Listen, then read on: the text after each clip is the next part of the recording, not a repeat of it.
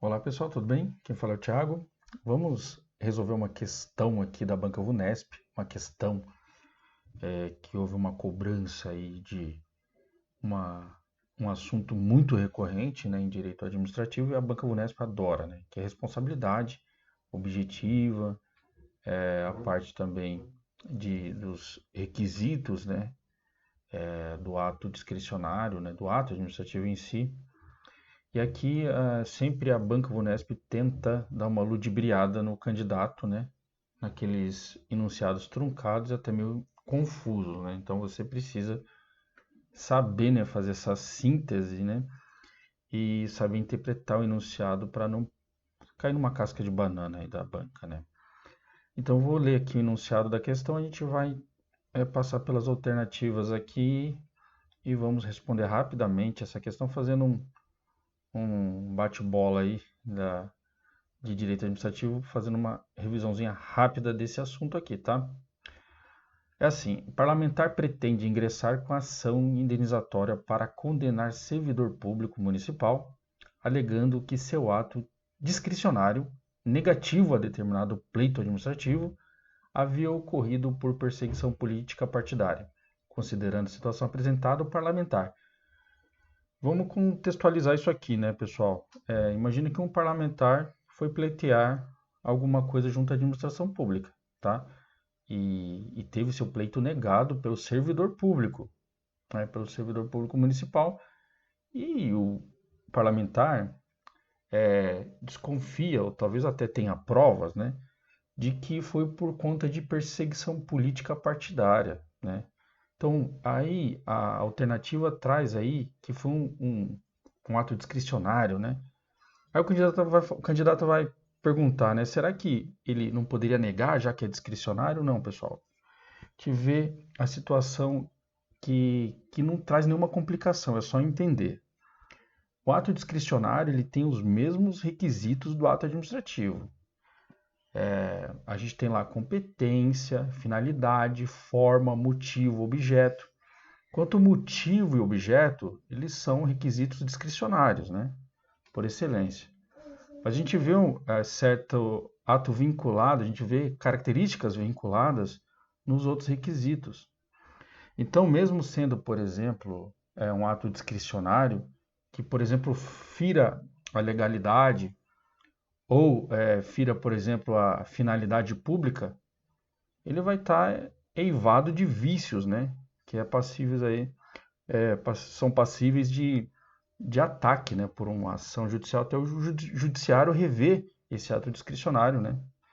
E verificando a sua legalidade, né? Então, nesse sentido, pessoal, vamos verificar as alternativas.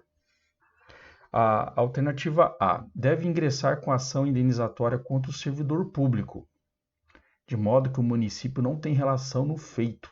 Pessoal, se a gente está na seara, por exemplo, da responsabilidade, né, do Estado, a gente fala de forma global Estado, né, mas a gente vê que isso daí representa, por exemplo, quando a gente fala Estado, a gente também está incluindo municípios, né, os próprios estados, a União, enfim, a gente está falando da teoria orgânica, né.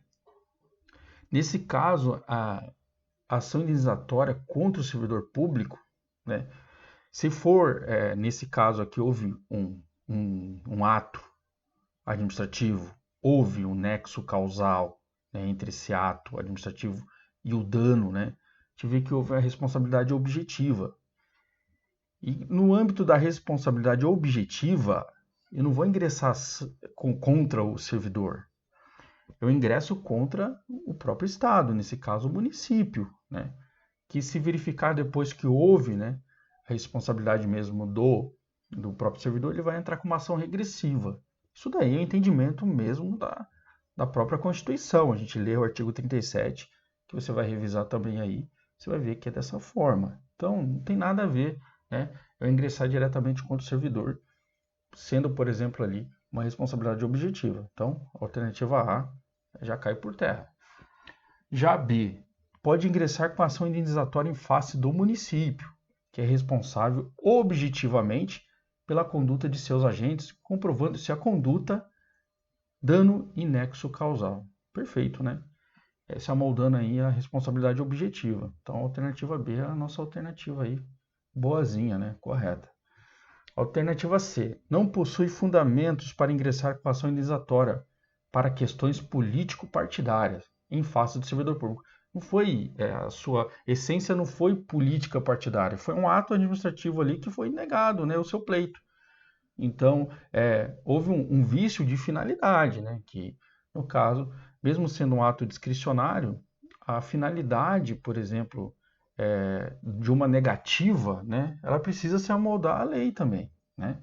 Eu vou ter uma liberdade quanto em face do, por exemplo, do motivo, objeto do ato discricionário, né? Então, a sua finalidade é a finalidade pública, a finalidade legal. Então, a gente não pode ter aí uma ilegalidade na finalidade do ato discricionário.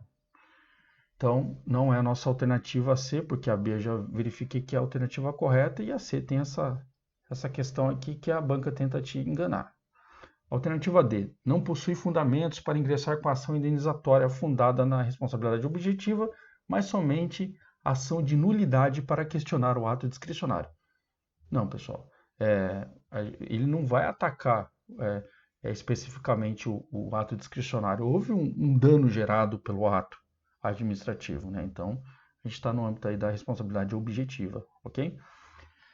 E aí, né, somente pode ingressar com ação indenizatória em face do município, porém deve demonstrar a conduta, dano, nexo causal, até aqui estava legal, e culpa. Não, pessoal, não preciso demonstrar culpa na responsabilidade objetiva, assim na subjetiva, né? Você precisa demonstrar a culpa. Nesse caso, como se trata de responsabilidade objetiva, eu verificando a conduta, dano e nexo causal, eu já posso acionar aí o Estado, né, o ente público, para que possa indenizar, né? E aí, se ele verificar que aquele que praticou o ato, né, praticou, né, de forma, se desviou da lei, da norma, né, praticou um ato ilegal, ele vai entrar com ação regressiva, o Estado vai entrar com ação regressiva contra o servidor público, né, para ressarcir isso daí que o Estado pagou para aquele administrado que entrou, que ingressou com a ação ali de responsabilidade.